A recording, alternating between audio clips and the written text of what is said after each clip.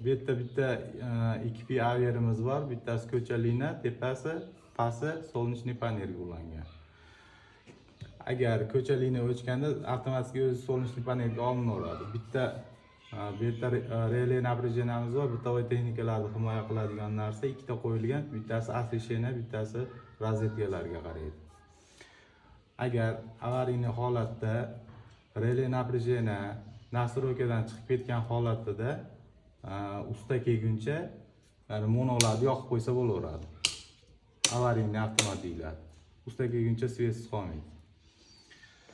Xo'p, bu yerda master ключаторimiz bor. Master ключаторimiz xususiyatiga egaki, master ключатор ko'chaga chiqib ketayotgan paytda ham avtomat tashlash shart emas.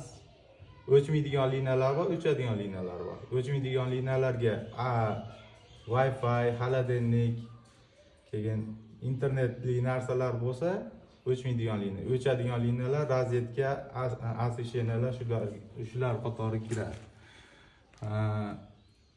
Hozir masalan master ключаторni hozir o'chiradi, tovush shunchalik chiqadi. Avtomatik hamma joy o'chadi.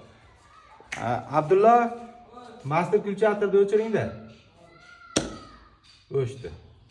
Освещение, rozetka o'chdi. Faqat xolodilnik bilan rotorlar qoldi. Yoqing. Pastdan bitta ключатор orqali o'chirib yoqsa bo'laveradi. Keyin 40 amperlik uzovlarimiz bor. 30 milliampergacha odamni himoya qiladi. 100 milliamper odamni qattiqroq uradi. Qattiqroq 30 milliampergacha himoya qiladi uzovlarimiz. Xo'sh. Avtomatlarimiz освещенияларga 10 amperliklar, rozetkalarga 16 amperliklar. Kabellarimiz 25 amperlik kabelga 16 amperlik avtomat qo'yilgan.